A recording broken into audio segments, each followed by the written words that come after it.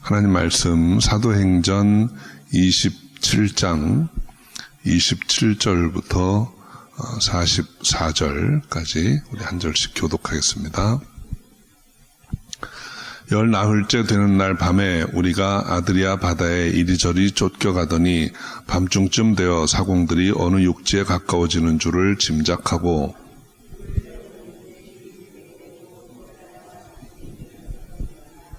암초에 걸릴까 하여 고물로 탄 넷을 주고 날이 새기를 고대하더니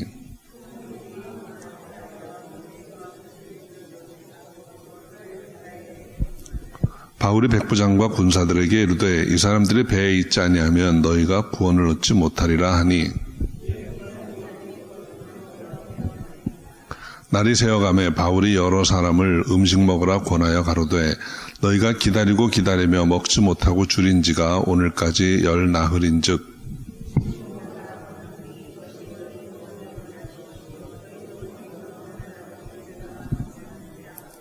떡을 가져다가 모든 사람 앞에서 하나님께 축사하고 떼어 먹기를 시작하매 배에 있는 우리의 수는 전부 276인이러라. 날이 새매 어느 땅인지 알지 못하나 경사진 해안으로 된 항만이 눈에 띄거늘 배를 거기에 들여다 댈 수 있는가 의논한 후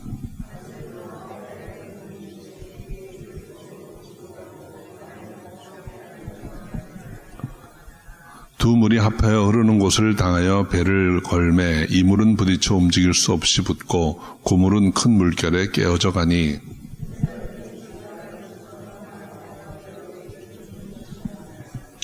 백부장이 바울을 구원하려 하여 저희의 뜻을 막고 헤엄칠 줄 아는 사람들을 명하여 물에 뛰어내려 먼저 육지에 나가게 하고 그 남은 사람들은 널조각 혹은 배 물건에 의지하여 나가게 하니 마침내 사람들이 다 상륙하여 구원을 얻으니라. 아멘. 기도하겠습니다. 주님 감사합니다. 오늘도 말씀 안에 힘을 얻게 하시고 말씀 의지해서 주님께 나아가는 저희가 다 되게 하옵소서. 함께 하실 줄 믿사옵고 예수님의 이름으로 기도합니다. 아멘. 바울의 로마 여정 이제 네 번째 시간입니다. 27절 말씀 보니까 열 나흘째 되는 날 밤에 우리가 아드리아 바다에 이리저리 쫓겨가더니 밤중쯤 되어 사공들이 어느 육지에 가까워지는 줄을 짐작하고 그랬습니다. 무리해서 이제 출항을 감행했는데 유라굴로 광풍을 만나서 그 2주 동안을 이제 표류하다가 이제 결국 이탈리아 근해까지 오게 된 것입니다. 제임스 스미스라는 분이 쓴 바울의 항해와 난파라는 책에 보면 그 해역의 여러 가지 상황과 그 광풍을 만나서 표류하는 그 열 나흘 동안 표류했다고 했는데 그 거리를 대개 계산해 보면 이제 바울이 도착할 멜리데 섬에서 한 3마일 정도 떨어진 곳까지 온 것으로 이제 보여진다고 합니다. 그런데 이 사공들은 바다 경험이 많기 때문에 어느 섬이나 육지에 가까워 오면 그 파도가 육지에 부딪히는 소리를 듣고 거리를 대략 짐작을 한다고 합니다. 그래서 이 사공들이 가까운 줄 알고 이제 깊이를 재기 시작합니다. 그런데 처음에는 20길이었다가 15길로 점점 얕아지는 거죠. 그래서 이제 육지가 가까웠다는 것을 알고 29절 30절에 보면 그 선원들이 도망가려고 고루를 내려놓았다 그랬어요. 그러니까 이 선원들이 보기에 이 배가 2주 동안 표류하면서 많은 기구들을 이미 버렸고 배가 제 기능이 아닙니다. 그러니까 이거 잘못하면 파손할 수도 있겠다. 우리나 살자. 그래서 거루를 내렸다는 거예요. 이 거루는 구명보트입니다. 그래서 이 구명보트를 내려서 자기네끼리 살려고 하는 거예요. 이런 거를 뭐라고 합니까? 각자 도생한다고 합니다. 각자 자기 살 길을 찾아 나가는 거예요. 근데 바울이 어떻게 그 의도를 알아차렸는지 아무튼 백부장하고 군사들에게 이렇게 말을 합니다. 31절에 보면 이 사람들이 배에 있지 아니하면 너희가 구원을 얻지 못하리라. 이런 상황에서 지금 이제 바울이 한 말의 의미는 크게 두 가지입니다. 하나는 하나님이 이 배에 있는 사람들 다 내 손에 붙였다고 했기 때문에 나와 같이 있어야 산다는 거예요. 각자 도생하면 자기들이 살 줄로 생각하고 좀 도망치려고 하는데 장담 못하는 거죠. 여러분, 하나님이 우리의 생사화복을 주관하십니다. 그런데 특별히 이 상황에서는 바울에게 말씀하셨어요. 너에게 이 배에 같이 있는 사람들을 다 붙여주었다 그랬습니다. 그러니까 바울과 같이 있어야 살 수 있는 거예요. 그러니까 사도 바울은 이 사람들이 나가면 안 된다, 같이 있어야 된다, 이 얘기를 한 거죠. 그래서 백부장이 바울의 말을 듣고 그 거루를 달고 있던, 구명보트를 매달고 있던 줄을 잘라버립니다. 그래서 이제 구명보트 다 떠나가고 선원들도 움직일 수 없는 상황이 이제 된 것이죠. 또 하나의 의미는 하나님의 구원의 방법이에요. 우리가 한번 생각해 볼 것은, 여러분, 하나님이 우리 기도를 들으시고 우리가 위기에 처했을 때 우리에게 구원의 손길을 베푸십니다. 그런데 그 구원의 손길이라고 하는 것은 늘 초자연적인 방법은 아니에요. 하나님의 구원의 손길은 때로 사람들을 통해서 옵니다. 여러분, 어떤 우리가 살아가면서 어떤 문제에 봉착할 때, 여러분 예를 들어서 컴퓨터가 고장났다면 어떻게 해야 됩니까? 그 붙들고 기도해야 됩니까? 전문가의 손을 빌어서 고쳐야 됩니다. 우리가 육신의 질병이 나오면 이런 우리 문명 국가에서는 의사의 손을 빌든지 약을 사서 먹어야 됩니다. 지금 우리가 문제가 있는데도 그냥 기도만 하고 있다는 거는, 그거는 조금 우리 신앙을 다시 한번 점검해 봐야 돼요. 모든 것을 초자연적인 것에만 의지하고 하나님이 직접 응답하시는 것만 의지할 수는 없는 일입니다. 오늘 본문에 이제 배 선원들이 있어요. 배가 어려운 상황 가운데 있을 때 그 배를 제일 잘 돌볼 수 있는 것은 선원들입니다. 근데 지금 선원들이 어려운 처지에 있는 배를 버리고 도망가려고 하면, 그 사람들마저 떠나고 나면 이제 배 안에는 어떤 사람들이 남습니까? 죄수들하고 군인들하고 바울 일행이에요. 배에 대해서는 전혀 모르는 사람들이에요. 그러니까 지금 하나님께서 보내준 전문가들을 통해서 난국을 풀고 하나님 구원의 손길을 베푸실 것입니다.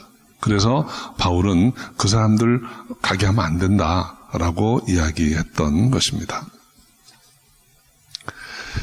이제 33절, 34절은 그렇게 남은 사람들에게 바울이 권면한 내용입니다. 그것은 먹으라 하는 거예요. 너희가 지금 열 나흘 동안을 먹지 못해가지고 지금 많이 힘들어 있는 상황인데 이제는 먹자 하는 것입니다. 열 나흘을 줄였다면 여러분 너무도 많이 줄인 상황입니다. 여러분 2주 동안 아무것도 못 먹었다는 생각을 한번 해보세요. 어떤 형편이겠습니까? 거기다가 가만히 앉아서 어디 편안한 곳에 앉아서 금식한 게 아니에요.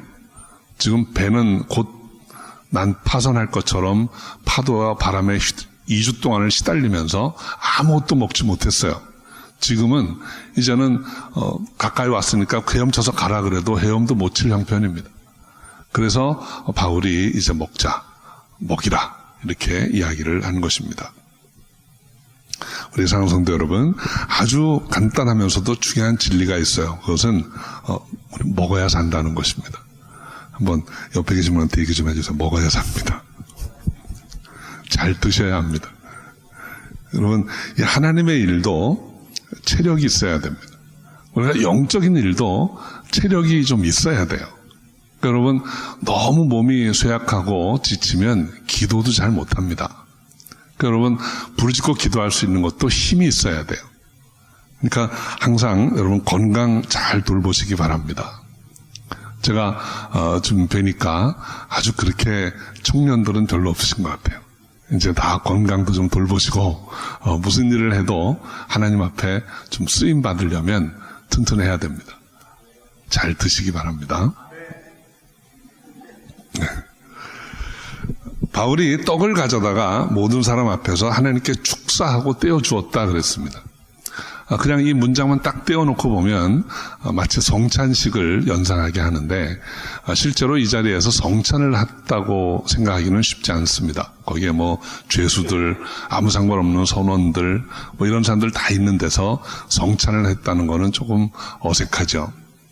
정말 2주 동안 방황하다가 파선의 목전에서 너무 힘들어하다가 이제 육지가 가까이 보이는 곳에 와서 그나마 파도가 좀 잔잔해져서 먹게 해주신 하나님께 감사를 드리고 이제 나눠 먹은 것입니다. 그래서 기운을 차리고 이제 나아가게 됩니다. 그런데 우리 38절 말씀 아주 중요한 말씀입니다. 한번 같이 읽어볼까요? 배부르게 먹고 밀을 바다에 버려 배를 가볍게 하였더니. 이제 배가 점점 육지에 가까워 오는데 이제 육지에 가까이 오면 이제 암초들도 있고 해서 배가 걸리기가 쉽습니다. 그래서 배를 좀 가볍게 해서 해안까지 가급적이면 가까이 가야 합니다. 근데 그렇게 하려고 하니까 짐이 많이 실려 있으면 이게 낮아지겠죠. 그래서 짐을 버려야 됩니다. 그래서 오늘 보니까 밀을 버렸다 그랬어요. 근데 여러분 이 배에 있어서 밀은 배의 존재 이유입니다. 이 배는 본디 알렉산드리아에서 밀을 잔뜩 싣고 로마로 오는 수송선이에요. 그러니까 밀이 없으면 존재 이유가 없죠. 그런데 지금 배가 파손할 위기에 처해 있으니까 그 밀이 중요한 게 아니에요. 그 밀을 내버렸다. 밀을 버리고 배를 가볍게 했다라는 것입니다. 여기에서 우리가 좀 한 가지 생각해 볼 점이 있습니다. 여러분 우리 인생의 항해 가운데 한때는 정말 그게 없으면 안 될 것 같은 소중한 것들이 있어요. 그런데 그것이 우리가 어떤 인생의 위기를 닥치면 이게 이제는 소중한 것이 아니라 내 인생의 짐이 될 수도 있다는 것입니다. 우리 구원의 길에 장애가 될 수도 있는 것입니다. 그때는 아깝지만 힘들고 어렵지만 밀을 버리듯이 그것들을 버려야 합니다. 그게 무엇인가는 우리 각자에 따라서 다 다를 거예요. 어떤 이에게는 그것이 물질일 수도 있고 어떤 이에게는 그것이 자기가 평생 이루어온 업적일 수도 있습니다. 어떤 이에게는 내가 포기할 수 없는 어떤 중요한 일일 수도 있어요. 그런데 그것이 어떤 위기를 당하게 되면 이제는 내려놓아야 하는 것이라는 것입니다. 저는 한동안 그 가볍게 산다는 것이라는 주제를 가진 책을 많이 읽었어요. 가볍게 사는 것. 여러분 인생이 가벼워야 움직이기가 좋습니다. 무거우면 참 움직이기 어려워요. 여러분 언젠가 시간을 좀 내셔서 여러분 가정에 여러분 개인의 삶에 어떤 것들이 이렇게 많은가, 나를 무겁게 하고 나를 붙잡고 있는 게 뭔가 하는 거를 한번 헤아려 보시기 바랍니다. 그리고 그런 것들을 버리셔야 됩니다. 내 인생에 지금 이제 육지가 가까운데 배는 다 상하고 거의 부서질 지경인데 아직도 내가 버리지 못하고 이건 가져가야 하는데 하고 싣고 있는 밀이 있다면 버리셔야 합니다. 그래야 마지막까지 갈 수 있는 것입니다. 저는 한동안 집에 책이 너무 많다는 것을 깨달은 적이 있어요. 보지도 않는 책이 너무나 많았어요. 근데 그 책들은 다 제가 종으로 사역하는데 다 밑거름이 되어주고 제 영성을 만들어가는데 다 도움이 됐던 것들입니다. 때로는 거기에 뭐 눈물이 마른 자국도 있고 근데 이거는 지금은 보지 않지만 못 버려 하는 것들이 참 많았어요. 그런데 가만히 보니까 거의 뭐 3년 5년 지나도록 한 번도 떠들어보지 않은 책들이에요. 그래서 이거는 이제는 다른 사람들이 읽을 기회가 온 것 같다 해서 다 정리했습니다. 책꽂이로 한 3개는 없앤 것 같아요. 그런 것들이 여전히 내 마음을 누르고 뒤에서 당기고 있는 것들이 있습니다. 버리고 가볍게 하시기 바랍니다. 그렇게 해서 우리가 바라는 곳에 더 쉽게 나아갈 수 있기를 주의 이름으로 축원합니다. 39절, 41절 말씀을 제가 읽어드리겠습니다. 날이 새매 어느 땅인지 알지 못하나 경사진 해안으로 된 항만이 눈에 띄거늘 배를 거기에 들여다 댈 수 있는가 의논한 후 닻을 끊어 바다에 버리는 동시에 깃줄을 늦추고 돛을 달고 바람을 맞추어 해안을 향하여 들어가다가 두 물이 합하여 흐르는 곳을 당하여 배를 걸매 이 물은 부딪혀 움직일 수 없이 붙고 고물은 큰 물결에 깨어져 가니. 이 말씀을 쭉 읽어보면 이게 뱃사람이 아니면 이게 도대체 무슨 이야기인지 알 수 없는 내용들이 있어요. 그래서 이 선원들이 필요했던 것입니다. 여러분, 그 선원들이 자기 살겠다고 구명보트 타고 다 떠나가 버린 다음에 이 죄수들과 군인들만 이 상황을 맞췄으면 이거 어떻게 하겠습니까? 이런 상황 때문에 선원들이 같이 있었고, 그래서 선원들이 모두가 다 함께 살아날 수 있는 이러한 일을 해낸 것이죠. 하나님의 도우심이라고 하는 것은 때로는 우리 생각과는 조금 다를 수도 있어요. 그 선원들은 도망쳐서 자기만 살려고 했겠지만 도망쳤으면 그들은 다 죽었을 수도 있습니다. 그 촛대 같은 나룻배 가지고 그 파도에서 다 뒤집어지면 끝이죠. 그런데 남아있었기 때문에 이 배를 잘 조절해서 어쨌든 모래톱 같은 곳에 안착시킬 수 있었던 것입니다. 아직은 육지까지 거리가 좀 있는 그런 곳입니다. 이제 그런 곳에 배가 멈추었는데 42절에 보면 그 군사들이 백부장에게 건의하기를 저 죄수들이 헤엄쳐 도망갈까 하여 저희를 죽이는 것이 좋겠다, 이렇게 건의를 합니다. 당시 로마법은 죄수를 호송하던 군인이 어떤 이유로든지 죄수를 놓치면 그 죄수가 받아야 할 벌을 군인들에게 대신 받게 했습니다. 간수도 마찬가지입니다. 옥에 어떤 죄수를 가두고 있는데 어떤 이유로든지 그 죄수가 옥을 떠나서 도망가게 되면 그 죄수를 책임지고 있던 간수들이 대신 벌을 받아야 하는 거죠.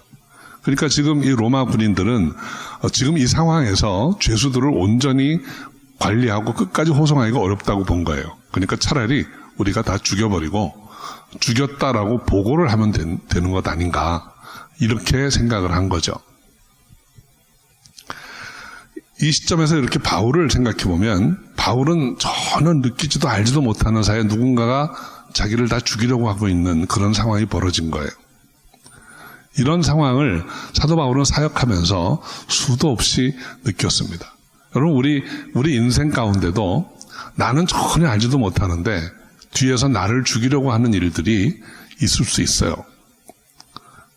저는 어떤 목사님이 그런 간증하는 걸 들은 적이 있습니다. 자기는 이 세상에 태어날 사람이 아니었다는 거예요. 어느 형제 많은 집에 막내로 임신이 됐는데 너무 힘들고 가난하니까 그냥 그 아이를 지우려고 어머니가 농약도 마시고 안 떨어지니까 높은 데서 뛰어내리기도 하고 막 여러 가지 방법을 썼는데도 안 떨어지고 태어났다는 거예요. 근데 그분이 눈이 한쪽이 좀 이상하세요. 근데 하여간 사역도 결사적으로 합니다. 이 생존에 대한 그 깊은 곳에 있는 본능이 있는 것 같아요.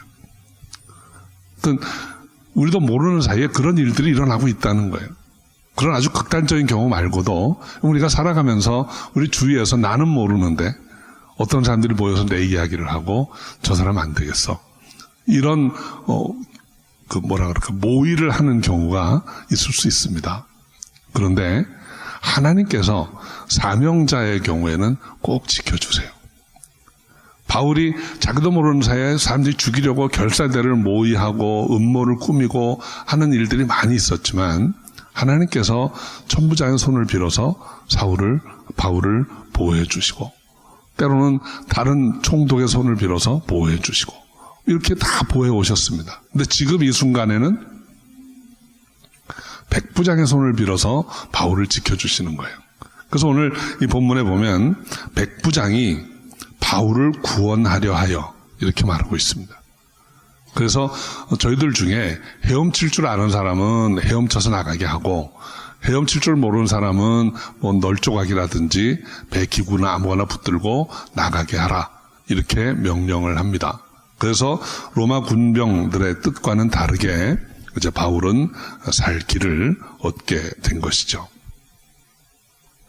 백부장이 바울을 살리기 위해서 그렇게 한 것인지 아니면 원래 성품이 선해서 사람 죽이는 것을 원치 않아서 그랬든지 우리가 잘 모르지만 결과적으로는 바울을 구원한 것이 되었습니다. 저는 이 백부장이 한 일이 다만 바울이라는 한 사람의 생명을 구한 것에 끝나지 않는다는 것을 잘 압니다. 바울은 이제 멜리데 섬에 도착했다가 그곳에서 로마로 갑니다. 로마에서는 자기 셋집에서 2년 동안이나 가정교회를 하면서 많은 이들에게 복음을 전합니다. 그 중에는 성경이 말하는 오네시모 같은 하나님의 사람들도 있어요. 그곳에 머물면서 바울은 옥중서신을 기록합니다. 에베소서, 빌립보서, 골로새서, 빌레몬서. 그리고 2년이 재판기간이 끝난 후에 바울은 풀려나와서 4번째로 선교 여행을 합니다. 그때 기록한 성경들이 디모데전서, 디도서예요. 그리고 마지막으로 다시 순교하기 전에 로마 감옥에 갇혀서 기록한 서신이 디모데후서입니다. 지금 백부장은 바울이라는 죄수 한 사람을 그냥 살렸어요. 근데 그 일은 기독교 역사에서 너무 중요한 일들이 그 이후에 펼쳐진 것입니다. 하나님이 그 백부장을 얼마나 기뻐하셨을까 생각해 봅니다. 하나님이 바울에게 품었던 계획을 이루어 가시는데 백부장도 아주 중요한 일조를 하게 된 것이죠. 우리 사랑성도 여러분, 우리가 지금 하는 일, 지금 우리가 생각하고 결정하는 일, 말 한마디가 아무것도 아닌 것 같아도 우리가 행한 일 한 가지가 놀라운 결과를, 아름다운 일들을 이루어 갈 수 있다는 것을 꼭 기억하시기 바랍니다. 우리가 정말 기도하면서 행한 일 하나가, 또는 우리가 선한 양심을 쫓아서 결단한 일 하나가 얼마나 아름다운 일들을 이루어가는지 모릅니다. 저는 오늘 말씀을 통해서 우리에게 주신 하나님의 뜻을 함께 다시 한번 생각해 보려고 합니다. 첫 번째로, 여러분, 하나님의 말씀은 온전히 이루어진다고 하는 사실입니다. 이 앞에 24절에 보면 바울아 두려워 말라, 내가 가이사 앞에 서야 하겠고 또 하나님께서 너와 함께 행선하는 자를 다 내게 주셨다, 이렇게 말씀하셨어요. 바울 한 사람이 사명을 받아서 로마로 가는 길에 바울과 함께 했던 모든 사람들이 다 살아났습니다. 한 사람도 놓치지 않고. 그리고 바울은 이 일을 통해서 하나님 앞에 놀라운 일들을 이루어 갔던 것이죠. 한 사람, 또 백부장 한 사람 때문에 사도 바울은 살아났고 또 이 놀라운 일들을 행할 수 있었던 것입니다. 한 가지 또 생각해 볼 점은 우리 인생을 주관하시는 분이 하나님이시라는 것입니다. 그 하나님께 모든 것을 맡기고 나아가야 합니다. 때로는 우리가 살아가면서 우리 인생에 정말 소중한 거, 내가 이거는 꼭 가지고 다닐 거야, 꼭 내가 이거는 할 거야 했던 일들도 어느 때가 되면 하나님 앞에서는 다 내려놓아야 할 것들입니다. 우리가 살아가면서 하나님을 따르는데, 주님을 따르는데 장애가 되는 것이 있다면 밀을 내어버리듯이 어느 땐가 내려놓을 수 있는 그런 저와 여러분이 되기를 바랍니다. 그래서 선한 뜻을 쫓아서 깃발을 향해서 끝까지 나아가는 우리 모두가 될 수 있기를 바랍니다. 그래서 모두가 다 사명 감당하는 자가 되고 끝까지 승리할 수 있는 저와 여러분이 되시기를 주의 이름으로 축원합니다. 기도하겠습니다. 아버지 하나님, 우리가 가는 여정이 유라굴로 광풍을 만나 힘들고 어려운 것, 그리고 꼭 죽을 것 같이 파손한 아픔도 있지만 우리에게 주신 사명 때문에 우리가 끝까지 나아가며 그 사명자에게 붙여주신 하나님의 사람들을 통해서 함께 이루어가게 하시는 줄로 믿나이다. 주 앞에 서는 날까지 우리가 사명이 있지 아니하고 잘 감당할 수 있는 저희가 다 되게 하여 주옵소서. 또 주님을 따르는 일에 장애가 되고 짐이 되었던 것들을 어느 순간 다 내려놓고 이제는 온전히 주님만 의지하고 나아가는 저희가 되게 하옵소서. 함께 하실 줄 믿사옵고 예수님의 이름으로 기도합니다.